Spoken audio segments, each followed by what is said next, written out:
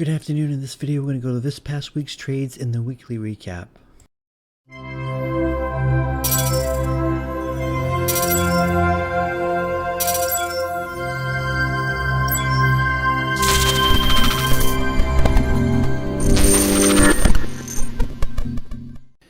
Before I get into the recap, if you're not in the room, you can find the link in the description of the video and in my bio section of social media accounts. Don't forget to like the video, subscribe to the channel if you haven't done so already. I did finish the week with 13 wins and 2 losses for a win rate of 86.67%. So I'm happy that I made it over the 85% weekly goal. So I'm definitely pleased about that. Did a couple dumb things this week, but we'll get to them. Monday the 7th of Trade Ideas Room, I said SPY puts on the 569.50, which is this area right here. Got a big drop. Then you got a flag right here, thinking it was going to drop. I've been trying to stay away from the first half an hour on Monday mornings because you get so many fake outs. But the first play I took was 57.45 calls at 9:57 right here. Took it a little few minutes early before the 30 minutes was up, but I was comfortable with it because we had the morning fake out. First 20 candles right here. We have usually Monday mornings or most mornings you have a fake out, which it faked out lower day, then came back up. So when it faked it its morning lower day fake out, I took calls right here over 57 of a 571.30. I took the 47.45 calls at 6:30, and they went from 6:30 to 780 right there. So definitely a good play off from that. Then I took puts right here at 11:06 was right here when it caught near lower day underneath 570.70. I think I took it. I got him at $6, and as soon as I get in, it popped. And now I averaged down over here at 112, which is kind of confusing why I did that. I should have anything averaged up here or over here underneath VWAP, but I didn't do either or. I mean, I'm thinking if I was going to average down, maybe I thought I didn't think it was gonna pop and make new high a day, but it didn't. And but I mean, I at least should have averaged down right here and caught this and got out right here, but I didn't. And then it bounced up to VWAP, came back down, came back up to the 20 EMA. And this time I decided just to average down right here. I added at 320, making my new average 460. And they went from, what, 460 to $7 right in here. So I was able to get out. It was just kind of stupid what I did. I should have cut it or at least averaged down up here. But I probably was afraid of, like I said, it breaking high a day. So I probably didn't want to do that. But if it went underneath VWAP, that's where I should have taken it. But I didn't do that. That was mistake number one that I made, which was probably a few I made this week. Then I took puts at 229, which is right here.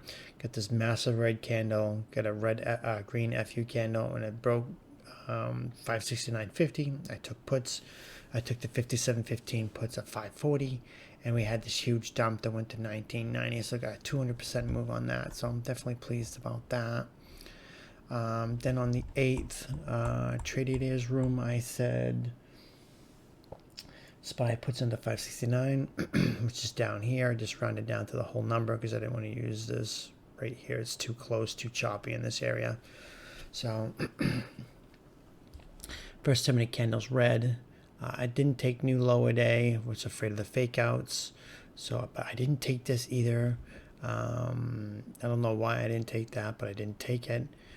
Oh, I know why I didn't take it, because you get the 3 big green candles right here. I didn't want to chase it. Got a red candle right here. So when it went and broke over the bodies of these candles at 571, that's where I took the 57.40 calls at 580, and they went from 580 to 14.50 in that play right there. So that was a good play. Always look for these plays. When you see a strong move like that, look for the red candle. I mean, I know sometimes if you bought here and it kept going and you chased it, yeah, you could have got lucky. But to me, I would have rather bought it up here after a red candle than chase a bunch of green candles, because I just don't like that. You can do what you want, but me, I prefer not to do that. I prefer when you start having a strong green move or a strong red move, I like seeing the opposite candle form. So in this case, 3 strong green candles. I wanted to wait for a red. If no, this wasn't a red candle, I wouldn't have played it. I would have waited. So got a red candle, got the flag, broke to 571, took it. So that play was perfect, played out perfectly. Then I played puts at 107, which is right right here. Got a little, I don't usually like trading against a trend, especially, I mean, I used to do it all the time, but I was good at picking tops and picking bottoms and stuff like that. But when SPY starts picking a direction, it just keeps going and going and going and going. So I prefer not to do that. But we got a head and shoulders. You get the left, you get the head and the right shoulder. And they had a nice neckline right here, right around this 571.50-ish area. So when I broke below that, I took puts. I took the 57.30 puts at 610, and they went from 610 to 1110. So that ended up being a really good play. So then Wednesday, the 9th, I traded his room. I said SPY calls over 571, which is right up 574, excuse me, which is up here. Rounded up to the nearest dollar. Our first time candle was green. I think I waited to actually 570.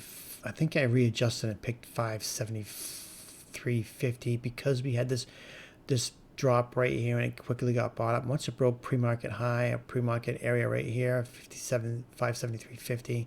That's where I grabbed calls. I grabbed a 57.65 calls at 660. And they went from 660 to 750. So definitely got a good play out of that. So, well, not a great play, but almost a dollar play. And this is what I'm talking about. I don't like chasing this stuff because you get drops out of nowhere. SPY has just been dropping drops out of nowhere. Also, this was FOMC day with no Powell, so I did take puts at 1252, which is right here. You get this drop. I looked for an FU setup. It popped up a little bit, but when it did manage to break that 576 area, I grabbed puts because it made a lower high right here, and it broke this low right here. So I was like, okay, I'll take that play. So I grabbed the 57.75 puts at 690, and then went from 690 to 890 right there. So that ended up being a pretty decent play. Then we had FOMC. And the smart thing I did with this is I've been grabbing them a little early, but this particular day I grabbed it really early. I grabbed the FOMC play at like 131, 134. I usually wait for like the last 5 minutes, but lately I've been grabbing it like 10, 15 minutes ahead of time because we get like this play, this movement before the FOMC. So sometimes we get some volatility comes in 10 minutes before FOMC. So I've been trying to take advantage of that. Or less you could say hoping for that, and we got it. So I did take the 57.80 puts at 560 and the 57.90 calls at 550. It dropped right before, you can see right here the time when it says 1350, and FOMC right here drops. I mean, look, we had nothing in FOMC right here. This was 10 minutes before FOMC. So those puts ended up doing really well. They went to 1450. I know I sold a bunch over $11 or something. I'd have to look to be certain, but I told everybody in the room I was going to go more on the put side. I was still going to get the strangle play, but I was going to go heavier on the put side than the call side because we have this massive run up. When you see run ups like this going to FOMC, it's usually not a good sign. Or you see straight down moves going into FOMC, they end up not being ideal. You usually play against the trend. And this particular day, we had a strong move, 572, the $5 move going up into FOMC. I was taking puts. I took double side on the put side. And the calls I took at 550, I stopped out at 310, so I didn't lose much on that, but I gained so much more on the puts than I did the calls. When the calls, I only took like a $2 plus loss on that versus 100% plus on the put side and double puts. So double the size, I should say. But yeah, that ended up being a really good move, and I'm glad I took it when I did. I mean, if you're not taking a 100% move before FOMC, I guess it's pretty stupid. Because, I mean, if I didn't take this hoping we were going to get a drop, I probably wouldn't have had such a great play than I did. But It didn't do anything. Nothing happened. It just chopped. But I ended up taking puts at 222, which was right here. I think I took it underneath the bodies of these candles at for 570 under 575.75. I took the 57.75 puts at 650, and I stopped out at $3. So didn't lose too much on that.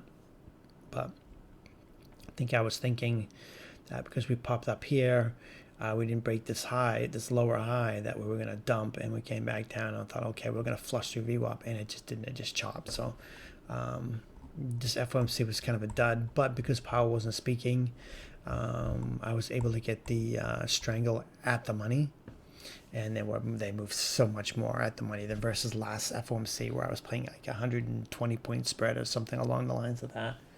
I don't really remember, but yeah, it didn't work out too well. Then on the 10th, traded as room on the 10th.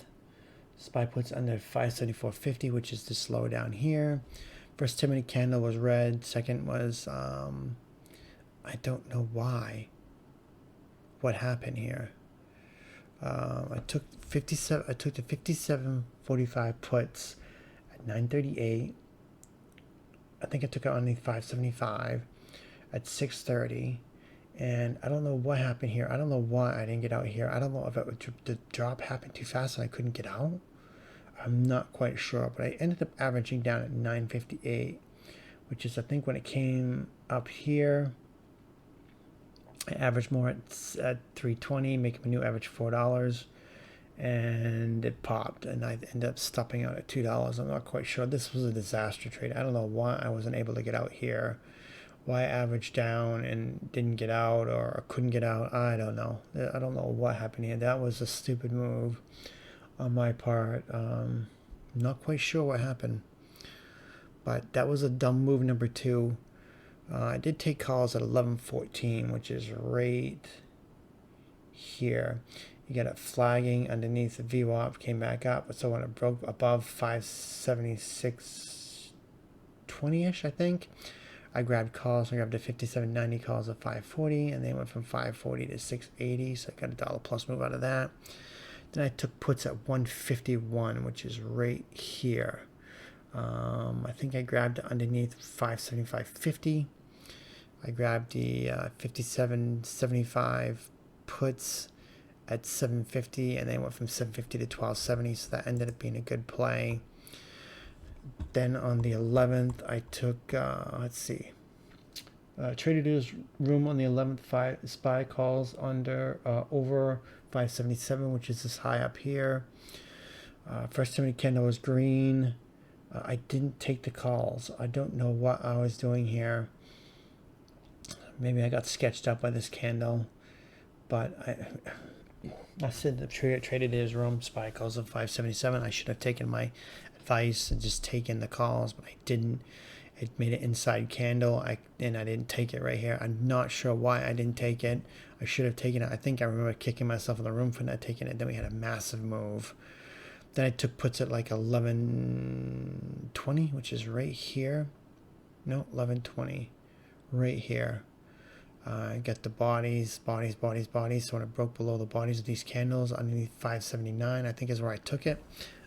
I took the 5800 puts at 550, and it popped up, but it didn't break high a day, or at least 580. Then it finally dropped, and they went from 550 to $8, and that dropped to VWAP. So that ended up working out, luckily. So I mean, it could have done what it did over here. Oh, not that day. This day right here, just gone back up, but it didn't. It actually panned out. So the next play I took was calls at 1 o'clock, which is 1 o'clock. 1 o'clock. Wait, I took calls at 1 o'clock. Why did I take calls here? Not quite sure why I took calls. So maybe I just got overzealous and just bought the dip, because you know every time SPY dips for the last 2 weeks or weeks, months, it almost always recovers. So when I got underneath VWAP and I got bought back up, I think I just grabbed it when it got over 579. I grabbed the 58 10 calls at 720. And I got lucky because it almost looked like it was going to flush on the VWAP again. Then it finally took off. So yeah, they went from 720 to 1060. So yeah, another move. This is why SPY has been so sketchy, because it pulls this crap all the time. It gets you in, then it goes sideways, or it starts to go against you. Then it goes in your favor. Same thing here. It gets me in, starts to go against me, then it goes in your favor. It's just it always. SPY just loves to trap and fake out. It's been doing that all year long. This is by far the worst trading I've seen since I've been doing it. I mean, we've had fake outs, we've had traps, but there's just endless traps, and it's just the market is so desperate to stay propped up for the elections. It's elections. I mean, we had elections with Trump and Biden, and it was never this bad. It's because the Democrats are so desperate to keep the market up, to try to stay in power and not lose to Trump. And it wasn't like this last time, but this time it's the worst prop job I've ever seen. Kind of like what they did when they back in COVID, but Powell dropped a nuclear printing bomb on everybody from just endless printing, and that's what caused the inflation. So yeah, the Feds just kept COVID from crashing more and just saved the market, then just at the cost of skyrocketing inflation and all kinds of other problems, which we're still dealing with the effects of that with inflation. But yeah, that's right. This is the reason why I didn't take it. It's because the inflation numbers were bad. Or maybe that was Thursday. We had inflation numbers both days. The inflation numbers were bad. This is where, inflation numbers were bad here, and it dropped, and it just went sideways. Then we had more bad news right here, and it just ripped. So yeah, I'm kind of getting off track, but yeah, just the news is it's fake, it's bad, the market doesn't care, or it does care for like 10 minutes, and it acts like a 5-year-old kid, where it just has the attention span of a toddler, where it reacts in the moment, then 10 minutes later it forgets what happened and just goes back to its regular scheduled programming of being propped up on thin air, on nothing. It's been, this whole market's been propped up for months, all year. I could bring it to the weekly. It's been propped up since this 410 area right here. This is where they said they were going to cut rates. This whole $160 run is based off rate cuts, like 6 rate cuts, 10 rate cuts, but we only have gotten 1 so far, and this is not going to end well. And I know I'm just rambling this video, but yeah, this was where they were saying we were going to have like 7 or 8 rate cuts in 2024, and we had none until they were forced to have it in September, right before elections. If we didn't have elections, we probably would have never had. If we didn't have elections this year, we probably would have never had that rate cut this past September. So yeah, this is all on rate cuts, and this is not going to end well. But I don't think anything's going to happen until after elections, or maybe even January. But anyways, getting back to what I was saying about the recap. Got lucky on the fake out here, but it did work out. But then I took calls again at 303, which is right here. Friday, end of week, end of day. That's when the end of the days are different. They either chop it or they pop it. They rarely drop it in a day. So when I got back up to here, over this 579.75 area, I grabbed calls. I grabbed the 15 calls at $5, and it went from $5 to $9.60 right there. Then I stopped. I don't like when you get into a trade and it goes against you and you're sitting in it. I've had to sit in so many trades for hours, and I did not like that whatsoever. I like getting into trades, them making the move almost instantly or within minutes, and taking your play and getting out and I just prefer to hit it and quit it. I don't want to get a play and sit in it for hours, and then you step away, you look away for something for some unknown reason, and the news drops and it goes against your, or volatility comes in out of nowhere, and you lose take a big loss because something ends up happening out of the blue. I'd rather just get in and out and just sit on the sidelines and wait for the next move and take the portion of the move that happens. I don't want to sit in it for hours. I don't like playing like that. I've gotten burned too many times where you get a play, it goes in your direction, it goes in your way, you're up a good amount of money, the news drops or something happens, and then it just rips against you, and you end up going from having a good profit gain to taking a huge loss because you wanted more. And greed just does not work out. And I think that's what trained me mostly through the COVID part, is where, none of it was a COVID part. I think it was the China tariffs, where you could get it. It used to happen all the time, where move would happen radically, then Trump would tweet out of the blue, the trade deal coming is near, we're making good progress or something like that, and the market was crazy. I think that's what trained me to just get in and out and save face and not take chances, because things like that, I mean, all it takes, especially when Trump was president, he'd tweet and the market would go crazy, it would pop hard, it would dump hard, and all it takes is a tweet, a headline, and just your position goes away like nothing. So I prefer to do it that way. You can do what you want. I don't care what you do. It's up to you what you want to do. To me, I prefer to play it like that. I just prefer to get in and out and just not deal with headaches, stuff like that. So I know I rambled a lot on this video, but I just wanted to give my point of view on a lot of things and pointed out a couple of things I did wrong. But hopefully, I can't wait for elections to be over with, because I'm sick of seeing the headlines. I'm sick of seeing my Twitter page all plastered with nothing about Trump this, Harris that, this, that. And then the market being choppy and proppy. Yeah, proppy. I just can't wait for volatility, and this must be over with. But I think that when the election is over with, I think the next big headache is going to be where they're going to contest the votes. They're going to do recounts, and they're not going to accept the outcome, or it's going to be a huge mass or civil war. Who knows? I'm not looking forward to this.